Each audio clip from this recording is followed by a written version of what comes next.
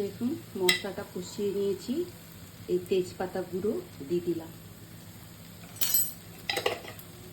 এটাতে দিয়েছি প্রথমে তেলে রসুন ফোড়ন দিয়েছি, রসুন থেতো করে ফোড়ন দিয়েছি। রসুনটা যখন হাফ ভাজা হয়ে গেছে তখন পেঁয়াজ দিয়েছি, পেঁয়াজটাও হাফ ভাজা হয়ে গেছে, টমেটো দিয়েছি, আদা জিরে বাটা, আর এখন দিলাম এই তেজপাতা। হয়ে গেছে। এবার এই পটল ভেজে রেখেছি, এই পটল দিয়ে দিলাম, আলু দিয়ে দিলাম।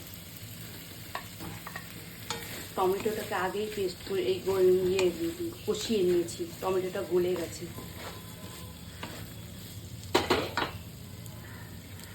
আর উপর থেকে আরেকটু টমেটো দিয়ে দেবো।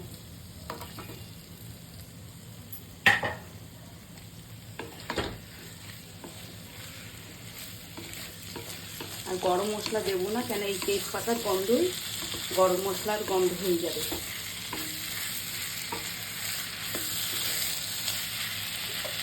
অল্প করে জল দেবো,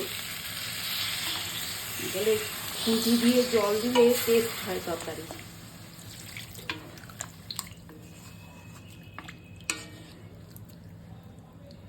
অল্প করবো, গা মাখা করবো। আর উপর থেকে এই চিংড়ি মাছ ভাজা দিয়ে দেবো।